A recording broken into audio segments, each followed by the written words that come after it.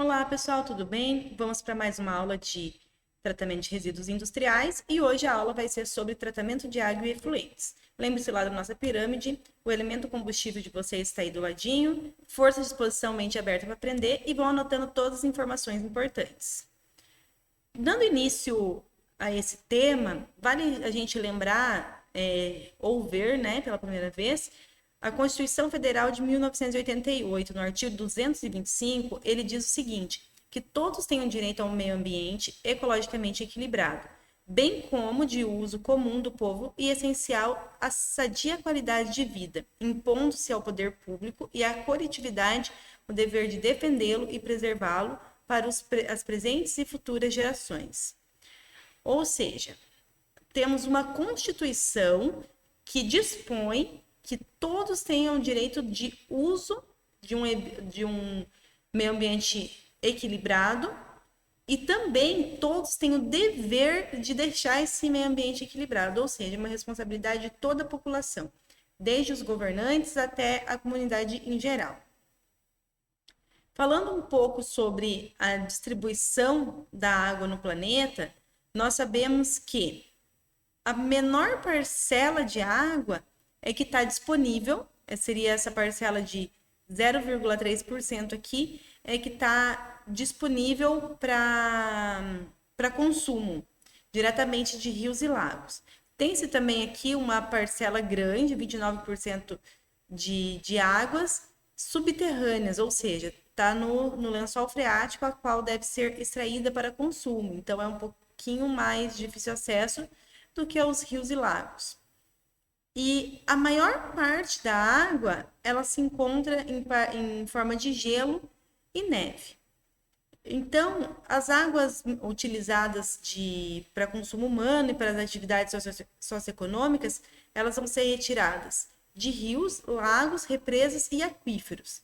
Dependendo do uso dessa água, vai passar por um tratamento, numa estação de tratamento de água, ou então vai passar por uma desinfecção, e dependendo se é uma atividade recreativa, algo nesse sentido, muitas vezes não precisa passar por nenhum tipo de tratamento. Aqui tem que a distribuição dos recursos hídricos por continentes, e o que a gente tira desse gráfico aqui também é que o Brasil possui 12% da reserva hídrica do planeta, com os maiores recursos superficiais, as bacias hidrográficas do Amazonas e do Paraná, e subterrâneos, que são as bacias sedimentares do Paraná, Piauí e Maranhão.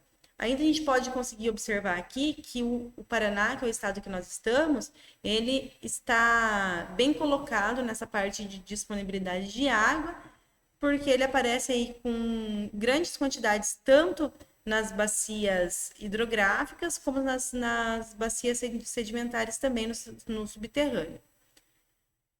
Mas, apesar disso, a gente sabe que isso é uma visão geral do estado do Paraná ou do Brasil e que eventuais localidades pontuais também vai sofrer com a falta de água. E também sabe-se que muitos períodos do ano passa por uma grande estiagem. Então, isso reduz o nível dos reservatórios de águas superficiais, principalmente. Então, da onde surgiu essa crise de água, né? É porque no início, quando a população ainda era menor, via-se que a água ela tinha abundância e pensava-se até que era um recurso infinito. Então, daí, dessa cultura, dessa visão, começou então a fazer o desperdício, né, da água. E com isso, observou-se que com o aumento da população, com o aumento das atividades industriais que requerem um grande número de litros de água nos processos, começou a observar a escassez da água. E observou que, na verdade, esse não é um recurso infinito. Ele precisa ser reposto. E se a quantidade, a velocidade com que a gente extrai esse recurso for maior do que a velocidade que a natureza consegue repor, a gente vai ter a falta de água. Então, com isso, com essa visão, muitas pessoas, empresas já começou a ter uma outra visão, né? do reaproveitamento da água, do tratamento dessa água, do reuso da água e até mesmo da economia de água. Então, toda água ela deve ser tratada? Bom, isso vai depender, né? Do que? Vai depender da finalidade para que essa água vai se destinar. Então, a água vai ser destinada para consumo humano, a água vai ser destinada para para fins de abastecimento de animal, para parte agrícola, para recreação, industrial. Então, dependendo do tipo da água, vai ser um tipo de tratamento ou não precisa do tratamento. Também lembrando de onde essa água está vindo também, né? Se ela está vindo diretamente de um rio, ou se essa água ela vai ser reutilizada de um processo da indústria para outro processo. Então, assim, tem que analisar todo de forma sistêmica essa questão. Bom, água para abastecimento, as fontes de água. Vão ter duas principais fontes de água, que são as águas superficiais, que seriam os lagos, rios, riachos. As águas superficiais, elas estão mais expostas à poluição, justamente porque elas estão na superfície. Então, elas estão expostas a poluição tanto advindos de efluentes, como advindos de lixos que são jogados nos próprios rios, também da poluição atmosférica, que também pode acabar indo para os rios após a precipitação da chuva. E outras fontes de água também são as águas de aquíferos, minas, poços, que estão que são águas subterrâneas, né? E essas águas, elas estão menos sujeitas à contaminação. Não que não possa acontecer, mas elas estão menos sujeitas. Então, as águas vindas dos rios, das águas superficiais, elas são ditas fontes não potáveis e elas vão precisar necessariamente de um tratamento dessa água para tornar potável. E as águas que são advindas de subterrâneas, elas são ditas fontes potáveis. E elas vão ser necessário passar somente por um processo de desinfecção, normalmente pela cloração. Então, falando dessa parte de tratamento de água, existem as estações de tratamento de água chamado ETA. Quais são os principais objetivos das ETAs? Então, são a remoção de material particulado, bactérias e algas, remoção da matéria orgânica dissolvida e remoção e destruição dos organismos patogênicos. Os processos envolvidos eles vão poder sofrer variações de acordo com a fonte da água e dos padrões de qualidade a serem alcançados.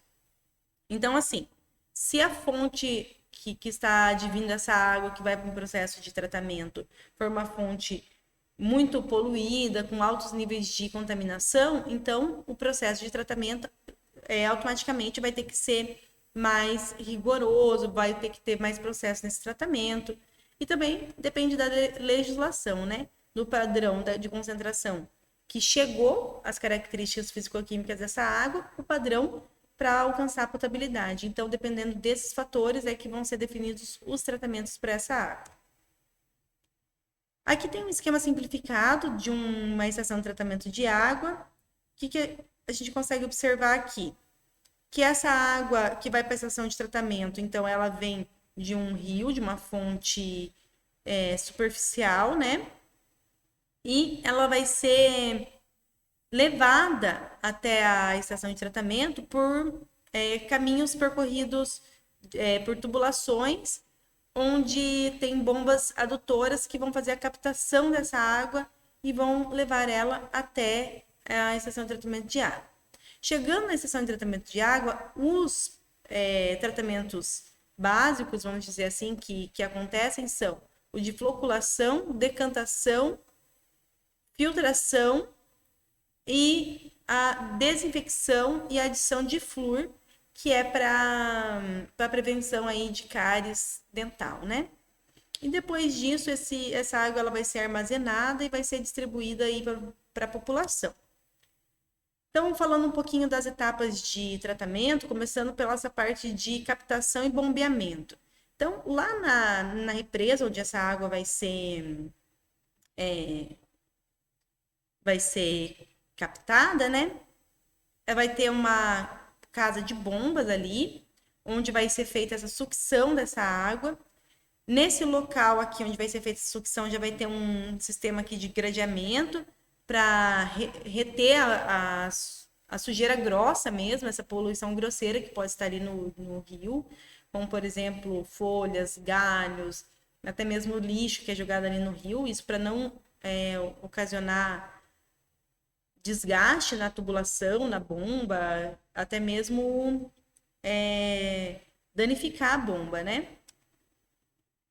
Depois disso, vai para o processo de pré-tratamento, que hoje em dia já não é mais muito utilizado, que seria uma cloração, que a presença do cloro vai deixar os metais menos solúveis e vai destruir parte dos micro-organismos.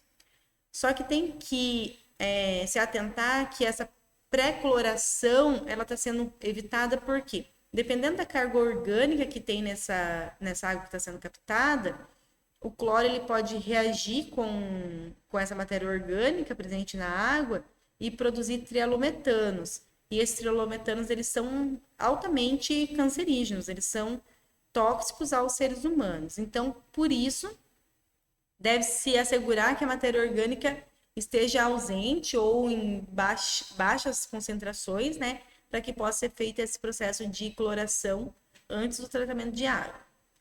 E é feito também como pré-tratamento a alcalinização, que é a adição de hidróxido de sódio, isso para assegurar que os valores de pH para as fases seguintes do tratamento vai estar adequado, né? Então, depois disso, vai ser feita a coagulação, onde vai ser adicionado um agente coagulante, um agente bastante utilizado é o sulfato de alumínio, e com isso vai ser feito uma agitação violenta para essa mistura desse coagulante. Muitas vezes essa parte de coagulação ela é feita num canal de redução, onde já vai existir esse movimento de reviravolta nesse canal, pode ser numa calha de Parshall, por exemplo, pode ser feita essa adição do coagulante, e esse coagulante vai desestabilizar as partículas de sujeira para facilitar, então, a sua agregação, que depois vai para o processo de floculação. Então, com essa adição do agente coagulante, por exemplo, o sulfato de alumínio, então vão se formar hidróxidos gelatinosos insolúveis e eles vão encapsular as partículas de sujeira suspensas na água. Por que a gente faz esse processo? Porque se não fizer isso, as sujeiras elas são muito finas, então para elas sedimentarem somente com a força da gravidade, demoraria muito tempo, então teria que ter um sedimentador muito grande, então não seria conveniente, né? Por isso é adicionado o agente coagulante para daí seguir depois para a etapa de floculação, que vão ser realizados em tanques menores, com válvulas que vão provocar uma suave turbulência na água. Então, ao contrário da coagulação, a floculação, a agitação vai ser menos intensa.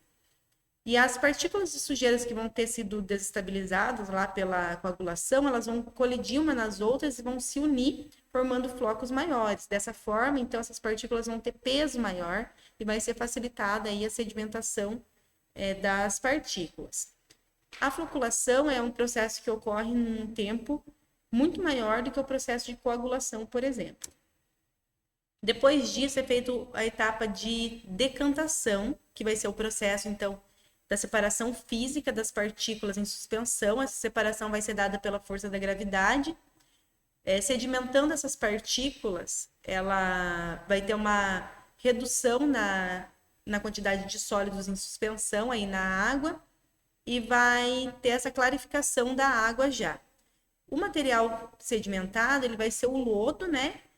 E nesse lodo vai predominar a matéria orgânica, o hidróxido de alumínio e outras impurezas. O processo de decantação ele vai ser feito durante mais ou menos 3 horas. E o lodo formado nesse processo, ele vai para a parte de estação de tratamento de sólidos e lá vai ser dado o destino adequado para ele.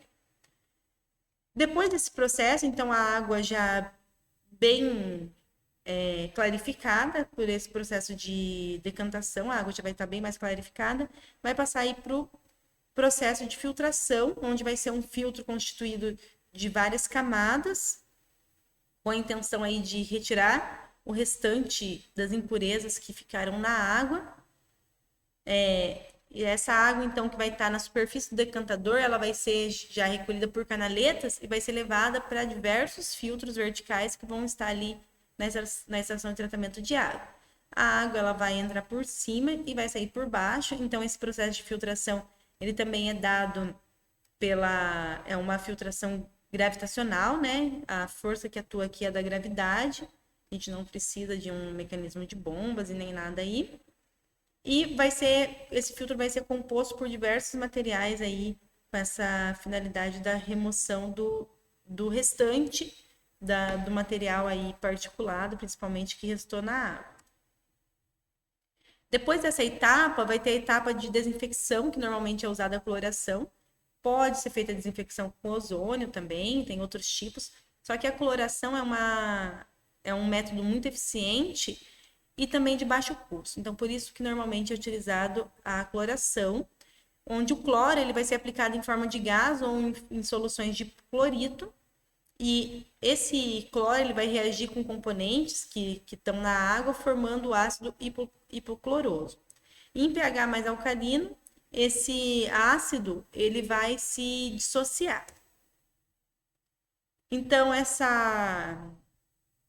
esse tratamento, como eu já tinha comentado, ele é um método confiável e ele apresenta um baixo custo e é simples de operação. Então, quando se faz esse processo, há uma adição em excesso de cloro, vamos dizer assim, um excesso com segurança, para garantir que essa água ela vai ser transportada com biossegurança até o armazenamento até chegar nas casas. Então, a companhia de tratamento de água, ela se responsabiliza até chegar na tubulação da casa do cliente. Ali, depois da limpeza com a caixa da água, o encanamento da casa do cliente, é o consumidor que vai ter que se responsabilizar. Mas a companhia de tratamento de água, ela se responsabiliza que a água vai estar em condições de uso, condições de potabilidade, até chegar na entrada da casa, do comércio, do consumidor. Então, os compostos de maior preocupação que pode ser formado quando vai usar a desinfecção com cloro seria o clorofórmio, que vai ser o produto da reação aí do cloro com a matéria orgânica.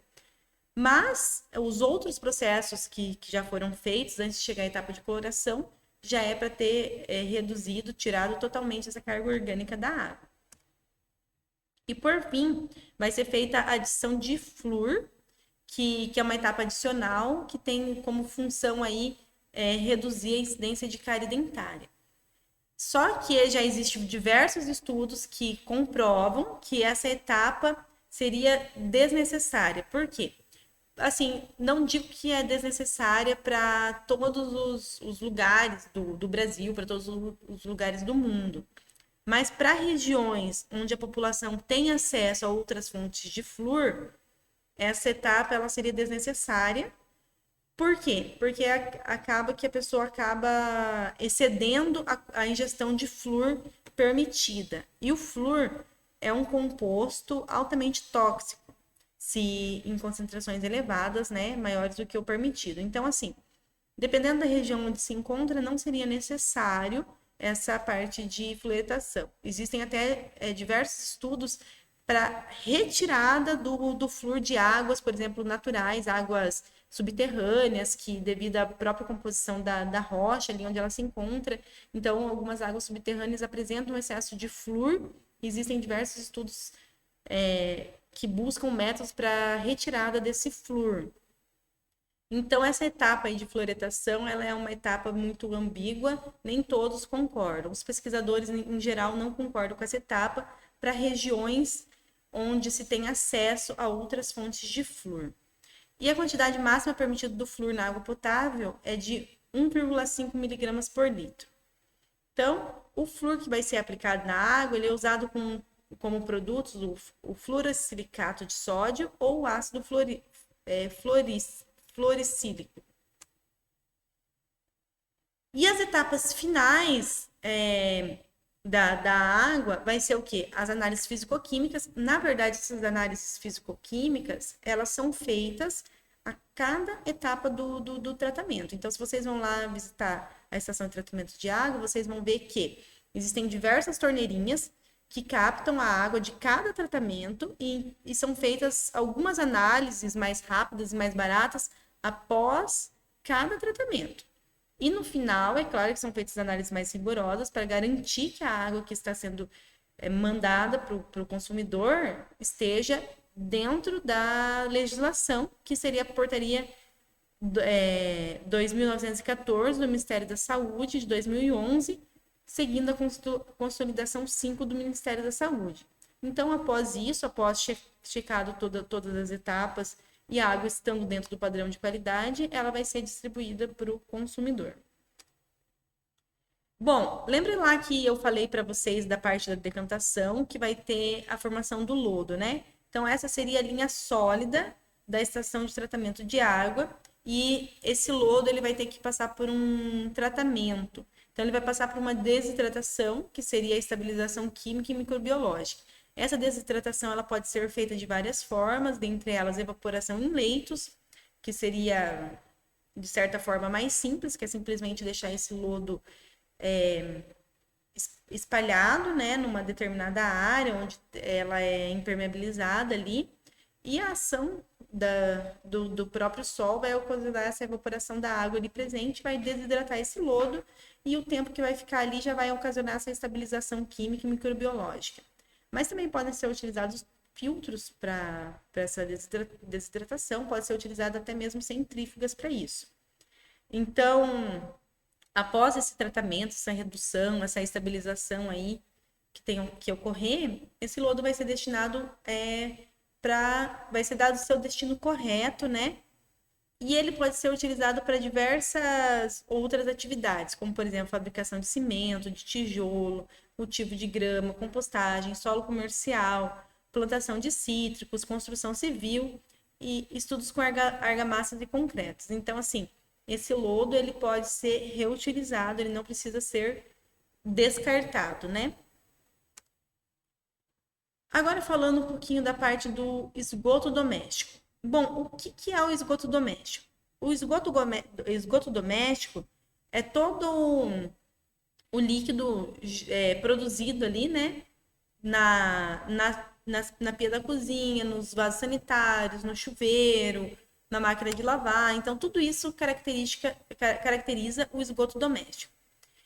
E esse esgoto ele vai ter uma composição de quase 100% dele é água e só 0,1% é sólidos.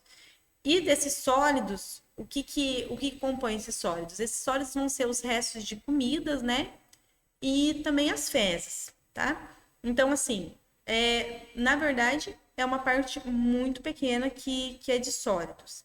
Até porque quando a gente dá uma descarga no vaso sanitário, por exemplo, aquelas descargas de caixinha, né? Que são as mais ecológicas para ser usado, que é aquelas de pressão, elas, a cada acionada, elas despejam ali 8 litros de água. Então, mesmo que tenha fezes ali, a hora que você acionar a descarga, então vai ter muito mais volume de água do que de fezes. E os sólidos que contêm aí o esgoto, ele vai ser dividido em sólidos suspensos, sólidos dissolvidos, matéria orgânica, nutrientes, que é o nitrogênio e o fósforo, e os organismos patogênicos, que seriam os vírus e bactérias, né?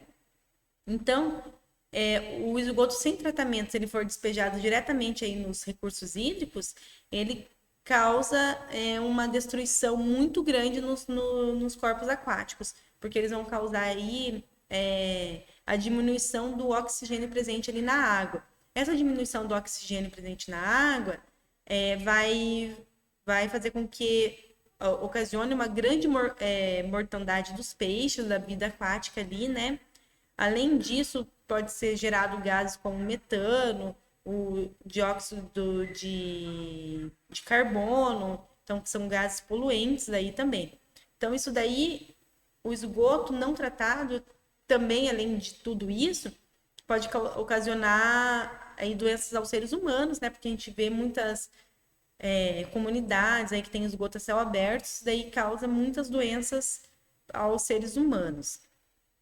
E quanto pior for a qualidade da água bruta que vai ser recolhida pela estação de tratamento de água, maior será o esforço para o tratamento da água.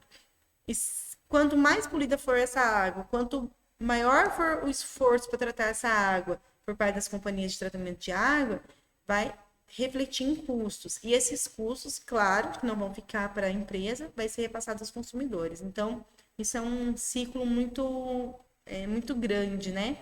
Por isso a gente tem que ter a consciência aí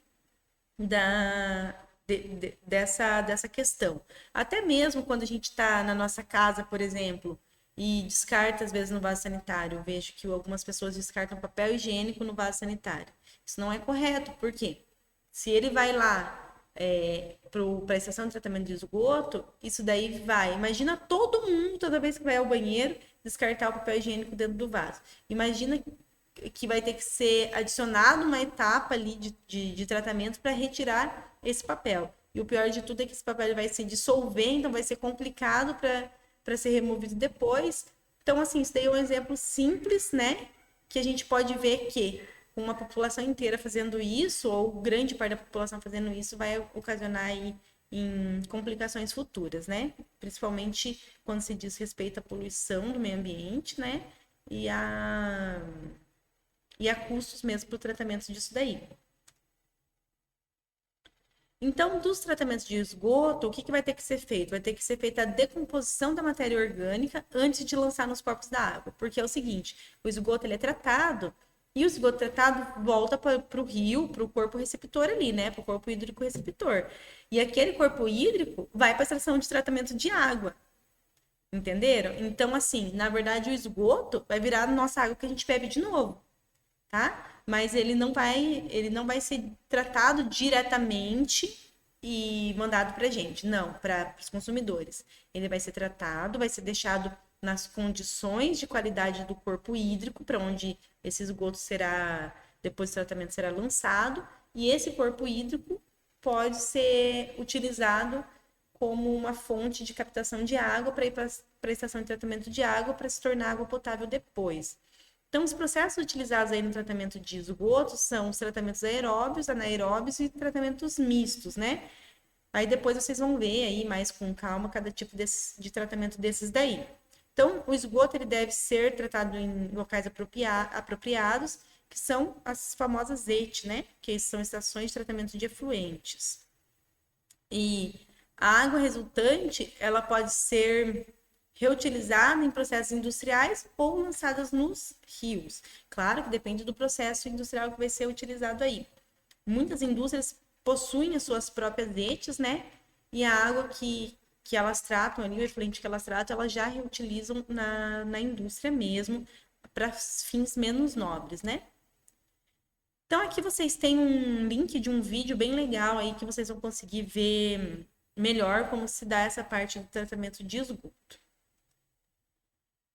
Na parte de tratamento de efluentes, então o que são os efluentes, né? São os resíduos líquidos que as indústrias elas vão gerar. Na verdade, o esgoto gerado também a gente chama de efluente. Então, que os efluentes seriam essas águas após a utilização, seja em algum processo, né? Seja nas próprias pias, vasos sanitários, e que vão ser descartados e que vão precisar passar por um tratamento antes de voltar ao corpo hídrico. Então, aqui a gente tem um esquema onde vai ter a indústria, então aqui vai estar entrando matéria-prima, insumos na indústria, vão ser feitos os produtos nessa indústria aqui, vão estar sendo feitas emissões gasosas, os resíduos sólidos e os efluentes líquidos, isso daqui vão ser resultado do processo feito na indústria. Toda a indústria vai ter esses 3 tipos de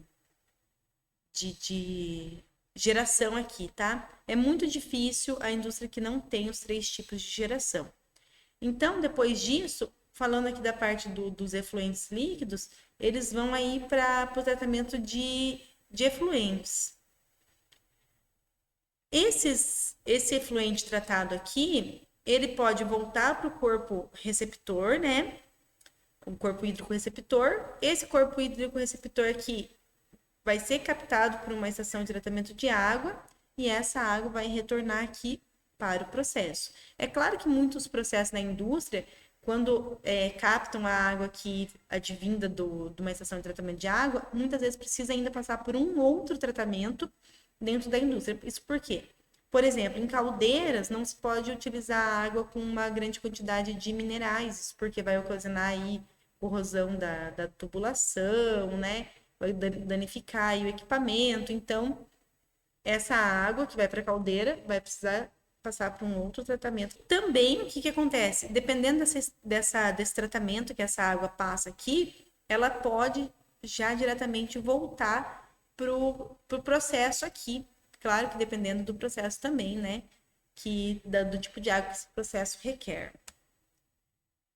Então, assim, o uso de água na indústria é utilizado para diversas finalidades, desde a limpeza da indústria até a produção dos próprios produtos. Então, toda a indústria vai utilizar a água no seu produto, em alguma etapa. A água vai ser utilizada em alguma etapa de fabricação ali, tá bom? Nem que seja para a limpeza dos equipamentos, mas vai ser utilizado água.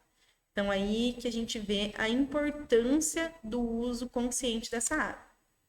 Então, aqui tem mais alguns processos físico-químicos que usam água. Mais processos ainda aqui, certo? Então, assim, por que os efluentes precisam ser tratados antes do seu descarte nos corpos receptores? Por que vocês acham? Qual a opinião de vocês para isso? Bom, ele tem que ser tratado por dois motivos. Primeiro, para a conservação dos ecossistemas, que é o motivo mais nobre, né? Só que ninguém faria isso se não existisse esse outro motivo aqui, que é a obrigação legal em todo mundo. Então, a eventual atitude voluntária de empresa nunca seria suficiente para assegurar esse objetivo.